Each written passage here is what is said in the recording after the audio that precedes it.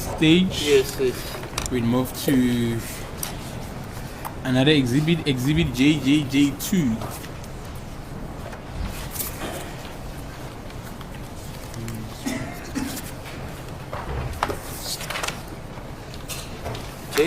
Triple J. 2, yes. That's correct.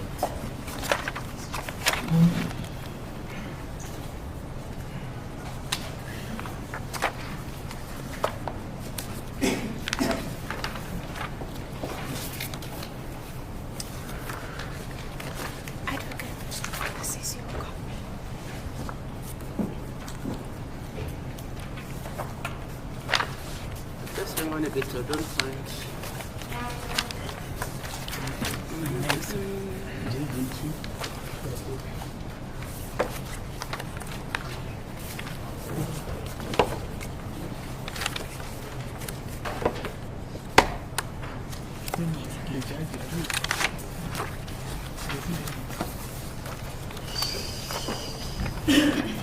You don't have a spare copy for me, this. Triple J2, I don't have it. I have 1, 3, 4, 5, 6, 7.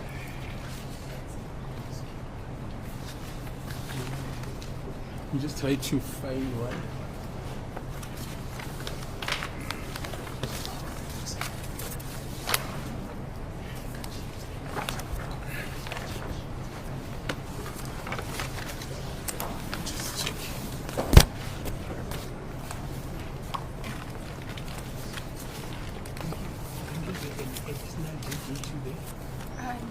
This is just what you gave me.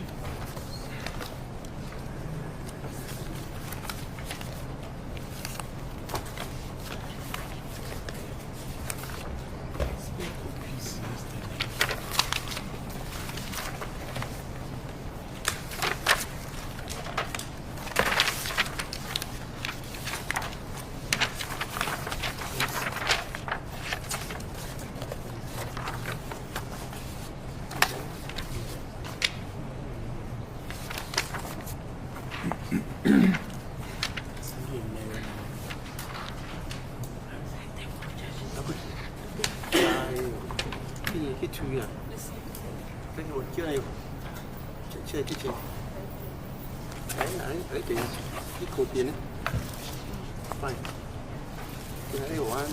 Can we proceed then, my lord? Yeah. Proceed. Ma'am, you're going to testify regarding a new exhibit at this stage, Triple J2. Do you have a copy before you? Yes, I do. Can you identify the document? It is a statement that has been done by myself, signed and commissioned. The statement esenziwe mina esayiniwe nesikhomishiniwe. Who commissioned the statement? Banos commissioner. It was commissioned by Bradley Albert Smith. Yasa commissioner Bradley Albert Smith. How many pages is the statement? Namakasa mangaki?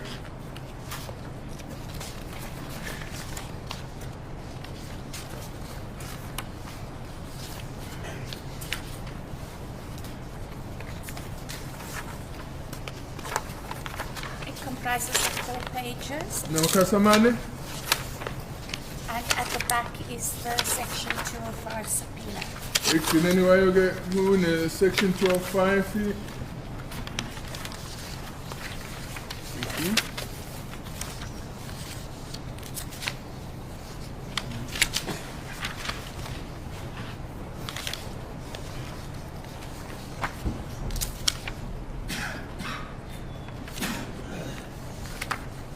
You made mention of a section 205 subpoena.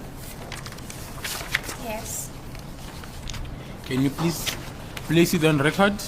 It was received from Brigadier Gininda, Ya vela ku Brigadier Gininda. Phosphorus 636 of 10/2014 murder case. Twake vela ephosphorus uthoke icala lakhona elokubulala inumber yakhona ku 636 of 10 of 2024. It has a GP Joburg reference number of 6605/2024. Reference number ke se GP u 6605/2024. And then the next page. This subpoena has been submitted for details of a SIM swap on cell phone number 071 437 9551 on the 27th of October 2014. Ke lena ke kuyisicelo esihambelana nesimswap kule number lena e071 437 9551 ngomhla 27 enyangeni ka October 2014. It also requests the place of where the SIM swap was done. Futhi ke sicelo ke sicela nokuthi kwaziswe ukuthi lesimswap lena yenziwa kuphi. That's correct. And the number that you identified or you mentioned at this stage on your previous affidavit JJ1, who is the owner of that particular number? Senzo Meyiwa. Manje ke mnini kwale number kuthiwa uSenzo Meyiwa. Thank you. Then you can proceed to put the contents of your affidavit on record. This is a certification of extract from data messages in terms of section 15, paragraph 4 of the Electronic Communications and Transactions Act, number 25 of 2002, read with section 213 of 1 and 2 of the Criminal Procedure Act, 51 of 1977. Thiwa lesike certificate sokukhishwa kwe-data ama message data ngaphansi ye section 15 ye Electronic Communication and Transaction Act number 25 ka 2022 efundwa futhi no section 213.1 no 2A oye Criminal Procedure Act number 51 of 1977. I, Pinky Rassia Vaithalingam, the assigned state under oath that I am an adult female employed at Vodacom in the capacity of forensic liaison supervisor. The facts herein contained are to the best of my knowledge and belief true and correct. I am making this statement knowing that if it is tendered in evidence, I will be liable to prosecution if I willfully stated anything I know to be false or which I do not believe to be true. You just allow the interpreter an opportunity to interpret. Thiwa lana ke igama uPinky Rassia Vaithalingam of lana ke ofunga ukuthi ke umuntu osifazane osemdala oqashwe inkampani yaseVodacom njenge umsebenzi wakhe kuba forensic liaison supervisor. Thike lokho khona lana ke kuyiqiniso konke njengokwazi kwakhe and futhi wenza lesi statement and ukuthi singafakwa sibe ubufakazi obu engasetshenziswa umshushisi and uma ukuthi khona nokuthi uyazi ukuthi angaboshwa uma ukuthi khona azokusho la kulesi statement ongelile iqiniso uma azi ukuthi lokho akulona iqiniso. Vodacom is an electronic communication service provider duly licensed by the Independent Communications Authority of South Africa and operates electronic communications network, Vodacom networks, throughout South Africa and some parts of Africa. Section 15 of the ECT Act refers to and governs the admissibility of data messages. Data messages is defined to mean data generated, sent, received, or stored by electronic means and includes a voice where the voice is used in an automated transaction and a stored record. It is clear that Section 15 governs data messages, which includes call messages, SMS, and other information such as email, hereafter referred as to call data related information. Vodacom inkampani esebenza ename license engaphansi kwe Independent Communications Authority of South Africa esebenza ekuhambiseni imilayezo ehamba ngocingo kwendaweni yase-Afrika esemzansi Afrika nase-Afrika usection 15.1 walomthetho lo-ECT Act uchaza ukuthi ke wona ulawula konke okwenzekayo nokuthunyelwa kuyimilayezo ye-data. Manje ke umlayezo we-data uchaza ngokuthi i-data ekhishwayo ethunyelwayo eyamukelwayo noma ke egcinwa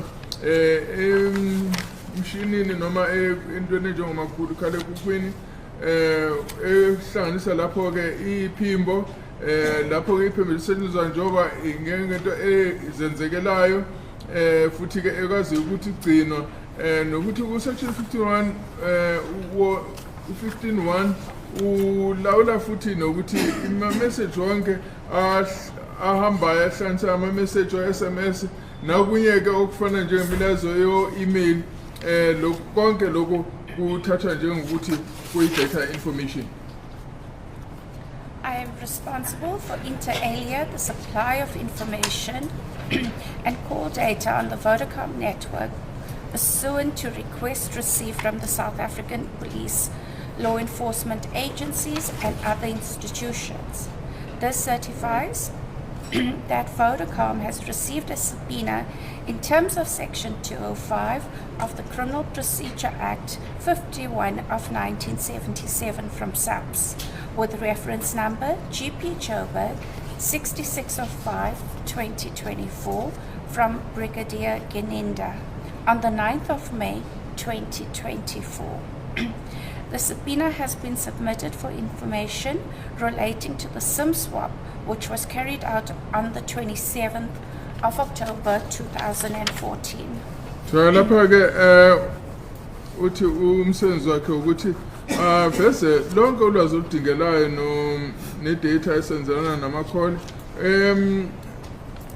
ezinqubeni zase-Vodacom uma ukuthi ucelwe amaphoyisa se-South Africa necelwe ngokusemthethweni nabanye ke abangakwazi ukuthi abanemvume ukuthi bakwazi umcelo. Lokhu ke kunika isiqiniseko sokuthi Vodacom ithole isubpoena noma isicelo ngaphansi ka section 205.1 i-Criminal Procedure Act number 51/1977 evela esiphoyiseni and ihambelana ine reference JHB 66 of 5 of 2024 evela ku Brigadier Geneza umhla 9 ku May 2024.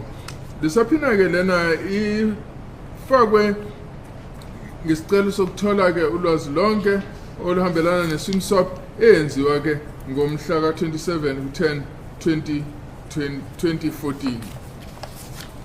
My comments. The SIM swap transaction together with the dealership information and agent's details are attached here too as Annexure A. Additional comments. Voice recordings are not available. Kuthiwa ke nakho ke athande ukuphawula lapho ukuthi leso supply ehambelana nokuthi ke i-dealership yipi la kuthengiswa khona and nokuthi baphike abasebenza ukuthi banikezele ngayo le ngamla sim card njengoba kubonakala lapha ke esithasiselweni sika A futhi ke okuhambelana nephimbo mhlambe okuqoshiwe kwephimbo akona akutholakalanga.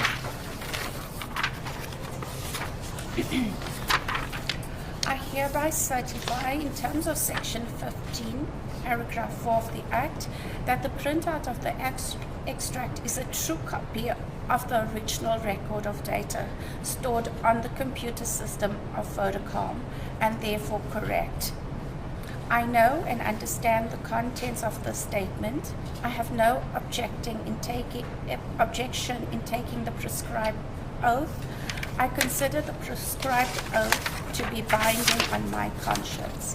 I then signed the statement. Uyaqiniseka ukuthi ngaphansi section 15 o4 umthetho uthi le printout lena ephumile ukuthi ke lokhu printe kuyiqiniso futhi ke nakhona ke kubekwe njengoba kuphume emshinini wase Vodacom okusho ukuthi kuliqiniso uthi uyazi ukuthi kunani la kulesi statement futhi ke akanankinga ukuthi ke athathe isifungo futhi uyazi ukuthi isifungo lesi siyambophozela kunembeza wakhe. Thank you. Now let's move to the next page, which is the annexure A.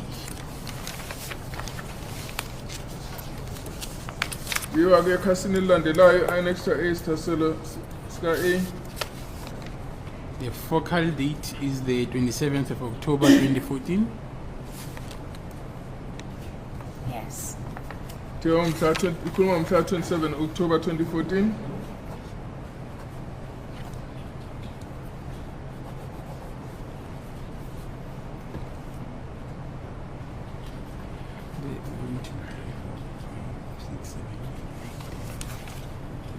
Yes, you can just take the code through the first column. I see Sorry, we don't have legible copies. my lord, the one that I have as well is not legible. Is there a legible copy? On the computer, it is legible. See if the witness cannot beam it, but Hello? we'll check if the witness cannot beam it on the monitor there. Yeah, please, because You can put the monitor on.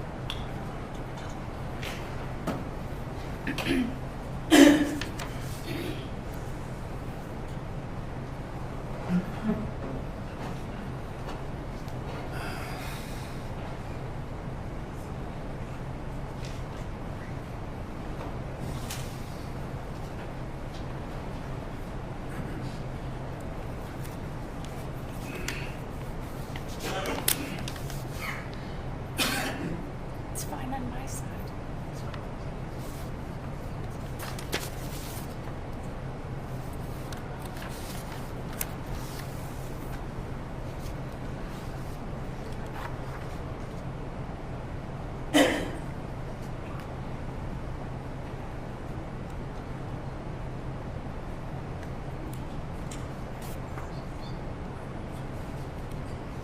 Is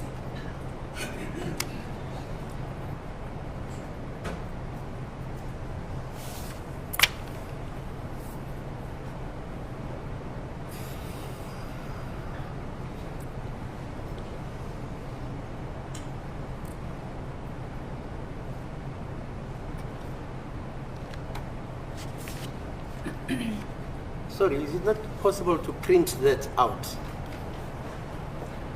Ma'am?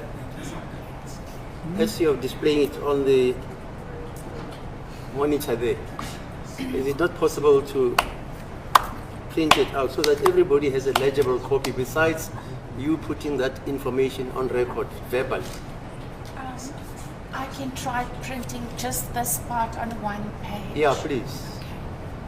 And I'll submit it to you. Maybe we can take a short adjournment, my lord, Yeah, to please. see if we cannot even try to print on an A3 page so that the font can be bigger. Yeah, okay. You'll let me know. Yes.